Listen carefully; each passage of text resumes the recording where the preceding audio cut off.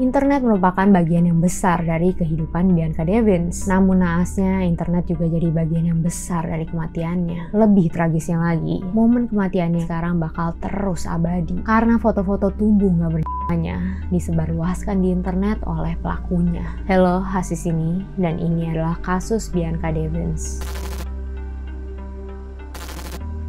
Di balik popularitasnya di internet, Bianca Devins mengalami masa kecil yang penuh kesepian. Sejak umur 9 tahun, karena hubungan dengan ayahnya yang kurang baik, Bianca harus berjuang melawan gangguan mental, antara lain depresi dan kecemasan berlebihan. Dan ini membuat dia susah bersosialisasi di dunia nyata. Sebagian besar masa remajanya dihabisin dengan bolak-balik ke rumah sakit buat ngobatin gangguannya. Dengan hidup yang terisolasi, Bianca mencari pelarian di berbagai komunitas online. Lewat sini, Bianca yang suka melukis bisa berbagi karyanya dan juga berkenalan dengan orang tanpa perlu khawatir harus berhadapan langsung dengan mereka. Ditambah lagi dengan wajahnya yang cantik, Bianca jadi influencer kecil-kecilan. Dia jadi seorang e-girl, sebutan buat cewek-cewek online yang biasa berpenampilan emo, berpakaian gelap, dan rambutnya warna-warni. Bianca punya beberapa ribu followers di Instagram dan juga aktif di Discord atau aplikasi chatting di mana kita bisa bergabung di berbagai komunitas. Dan juga 4chan, sebuah forum online yang mungkin kalau di Indonesia bentukannya bisa dibilang mirip kayak Kaskus. Nah, 4chan ini bisa disebut sebagai sisi gelapnya internet karena dia sistemnya anonim dan gak ada pengawasan sama sekali, sehingga orang-orang bebas ngepost hal-hal gak senonoh, ngebully, dan bahkan ngancem satu sama lain. Bianca jadi sering diganggu dan dilecehkan oleh para incels atau cowok-cowok yang ngaku mereka gak bisa deket sama perempuan walaupun udah berusaha sebaik mungkin, sehingga mereka nganggep dunia gak adil ke mereka dan melampiaskan kekesalan mereka ke perempuan. Tapi walaupun begitu, Bianca ngerasa kehidupannya di dunia maya tetap jauh lebih baik dengan kehidupannya di dunia nyata. Di umur 16 tahun, Bianca didiagnosis dengan borderline personality disorder yang ngebuat emosinya nggak stabil sampai dia harus dirawat untuk beberapa waktu. Tapi ini berhasil ngebantu karena begitu dipulangin kelihatan ada yang berbeda dari dia. Dengan semangat dia cerita ke keluarganya kalau dia mau masuk ke jurusan psikologi dan juga mulai sering dinotis buat jadi model. Setelah masa lalunya yang berat, kelihatannya Bianca mulai menemukan titik cerah. Seiring dengan ini, popularitasnya di internet juga semakin melejit, antara lain di kalangan orbiters atau sebutan buat cowok-cowok yang suka mantau cewek-cewek di internet yang mereka anggap cakep. Sekitar April 2019,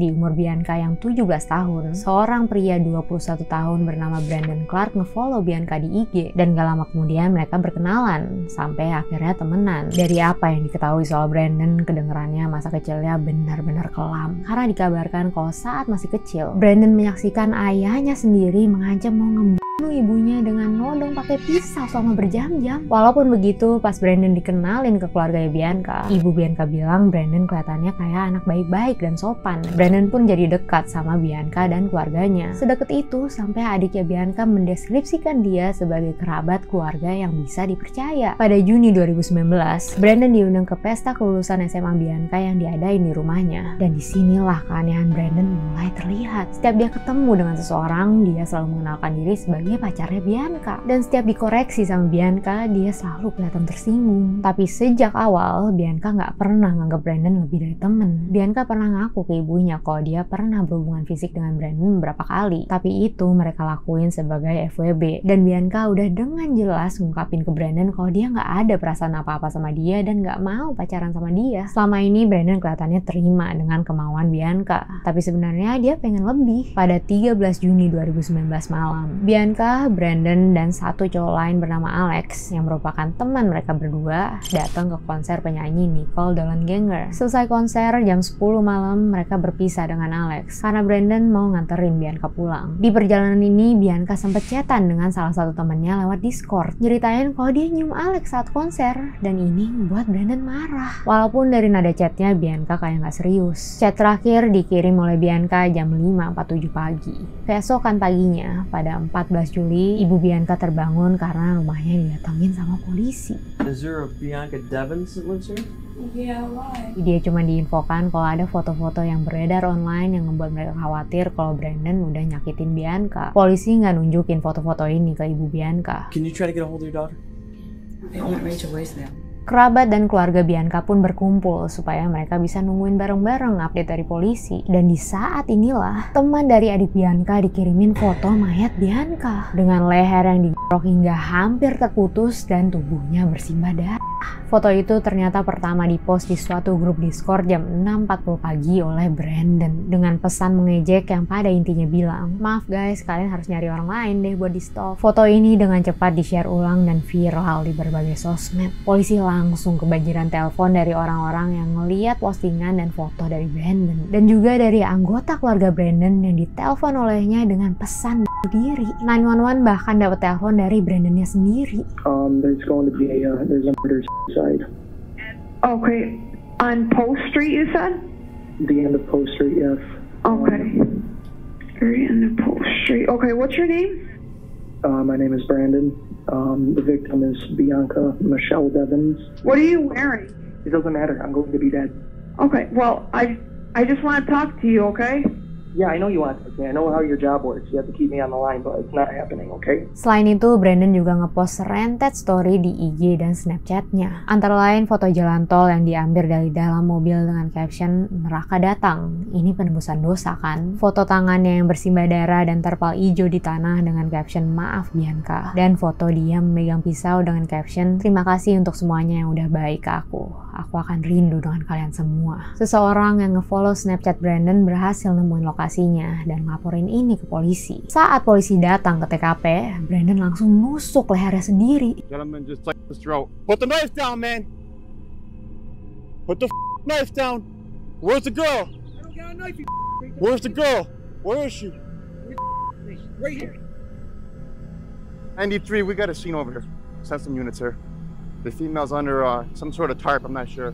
Setelahnya Brandon tiduran di terpal yang nutupin tubuh Bianca dan ngepost story ini. Istilah ashes to ashes sendiri atau lengkapnya ashes to ashes, dust to dust, artinya manusia terbuat dari bumi dan bakal kembali ke bumi. Di video juga terlihat kalau Brandon nulisin sesuatu di jalanan yang artinya semoga kau nggak melupakan aku. Ini adalah quote dari manga Punpun yang sering Bianca dan Brandon baca bareng, yaitu komik tentang dua orang kekasih yang nggak bisa bersatu. Di TKP, Brandon juga nyetel lagu Joji berjudul Test Drive tentang suatu hubungan di mana satu orang lebih serius dibanding pasangannya. Ternyata Brandon ngerekam momen-momen Bianca dibunuh. Di dalam video yang nggak dirilis ke publik itu, Bianca lagi tertidur di kursi belakang mobil. Brandon ngambil sebuah pisau dari kursi belakang, kemudian dia sembunyiin di samping kanannya. Brandon lalu ngebangunin Bianca dan bilang kalau dia ngeliat Bianca ciuman sama Alex. Bianca minta maaf, tapi dia juga ngingetin Brandon kalau mereka, Brandon dan Bianca, nggak punya hubungan apa-apa. Setelahnya Bianca nanya dia udah mau dianterin pulang atau belum, tapi Brandon malah ngeluarin pisau dan nyerang Bianca sambil berteriak-teriak kenapa Bianca ngebuat dia ngelakuin hal ini, seakan-akan pembunuhannya adalah salah Bianca sendiri. Brandon bilang dia ngerekam video ini bukan buat di-post, tapi buat dia nonton sendiri berulang-ulang. Dan dari aktivitas internetnya terungkap seberapa terobsesinya Brandon sama Bianca. Histori pencariannya dipenuhi dengan Brandon mencari tahu tentang Bianca dan nge-stalk sosmednya, dan dia juga nge-screenshot dan nyimpenin chat-chat mereka. Selain itu, lebih ngerinya lagi, dari Mei sampai Juli 2019, Brandon juga nyari tahu cara-cara ngebunuh atau ngelumpuhin seseorang, informasi tentang pembuluh darah utama di leher, dan juga tentang pencegahan dan gantung diri. Brandon berkali-kali ngubah pengakuannya dari nggak bersalah jadi bersalah. Terakhir dia nyoba buat ngubah lagi jadi nggak bersalah, tapi karena dianggap udah mengaku, perubahan yang ini nggak di-approve. Di persidangan, Brandon ngungkapin rasa bersalahnya, walaupun keluarga Bianca nggak percaya dia beneran menyesal. How do you meaningfully apologize for doing something so horrible and so